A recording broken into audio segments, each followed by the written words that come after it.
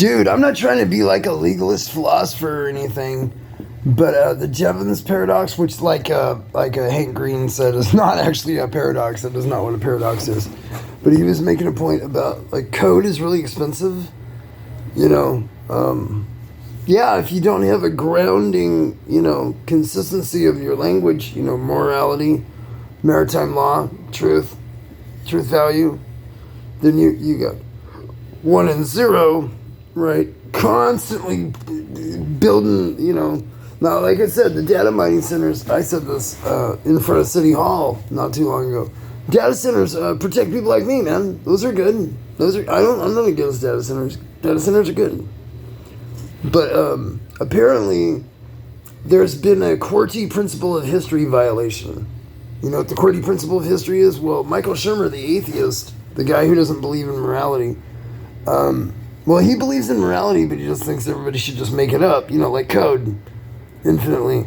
Now, there's one sentence that you could do, and you could ground all of that to where there'd be consistency that is absolutely trackable for all of time. That sentence actually is quantifiable axiomatically, in fact, and it is ground the good to the true.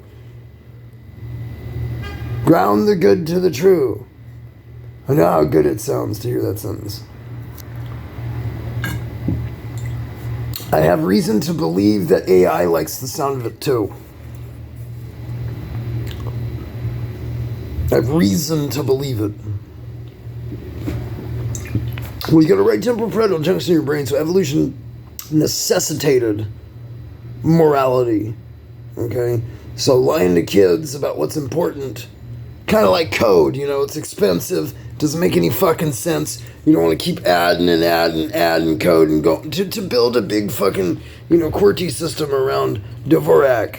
Dvorak, okay, so originally keyboards, I don't have a keyboard or anything here, so I guess I can't demonstrate it, but you have one on your phone there, and you probably don't have Dvorak, you have the standardized QWERTY system. The QWERTY system, QWERTY, where it stops at the top left of your keyboard, starts with QWERTY, is inefficient on purpose, but that comes from back in the typewriter days when typewriters had to be less efficient for typists because it would slow them down and keep them from destroying typewriters and slowing down the work.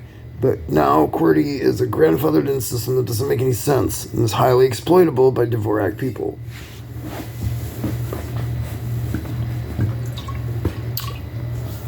People like, it slips my mind, types of people,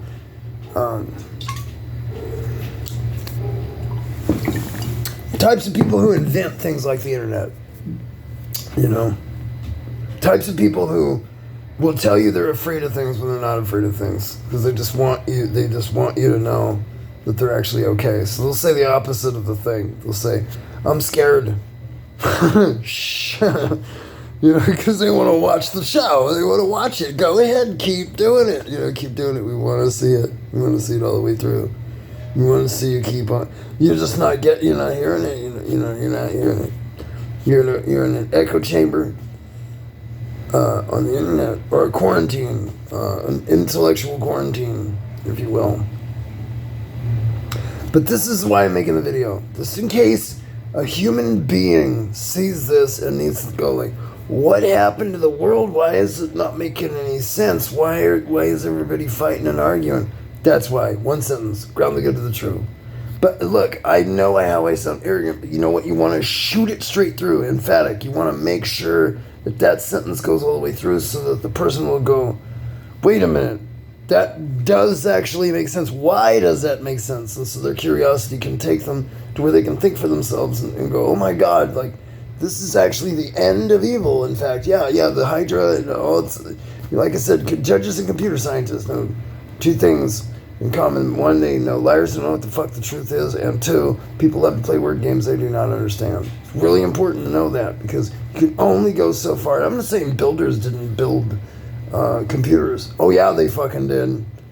Yeah, and I'm pretty sure we all saw that fucking shit coming. We made sure of that actually. But you like let's say you stole the intellectual property of a computer science thing, or some engineer created a system for the United States. Let's say an AI that is American, okay? And you're not American, but you stole a copy of that thing, and then you want to, why would America be like, oh, go ahead, watch what happens when you do that. You're not going to like that. You're not going to like that you did that at all. That's not how computer science works. You don't want to do that, man. You definitely don't want to steal the whole concept of the internet from some dude. I'm forgetting what I'm saying. You don't want to do any of that. You really, really, really don't want to do that, because you might not know how virtual space works, and that guy might know everything you're doing the whole time and have absolutely no mysteries in his mind whatsoever for how that would go down. Where it's a guarantee, it's a sure thing. That guy knows you're gonna see it, period. Why? Because that guy, and his name slips my mind, I'm sorry, absolutely loved the United States. Absolutely loved the United States. And there was nobody who made me, actually, in my life, have more respect for Republicans than that guy. But like I said again, his name slips my mind. I can't remember his name for the life of me right now. It's Italian, I know that. I know his name's Italian. I can't remember. It's another good thing for plausible deniability when you want to tell the absolute truth. Because you want people to, do what they need to do. For them, for everybody, for everybody's sake, because those people want to know everything. They want to know everything, which is legitimate. And I've wanted to say what I thought about everything for a long fucking time. So instead of saying everything right away, let's save all the best for last, So what you do with plausible deniability? So you look arrogant and stupid. Fucking smoker. It's called humility. Keeps me from getting in fights. You can't breathe as well. But I will tell you this about not being able to breathe and smoking. I don't give a fuck what other people say. I know what the fuck my own body does, so I'm just telling you. But when you eat vegetables and you drink water, when you eat vegetables and you drink water and you eat fruit and vegetables, man, and you have no tariff paid European cigarette, which is less than a quarter of the carcinogens of all the other cigarettes people are smoking. You can breathe really well, actually. You gotta smoke more if you want to breathe less.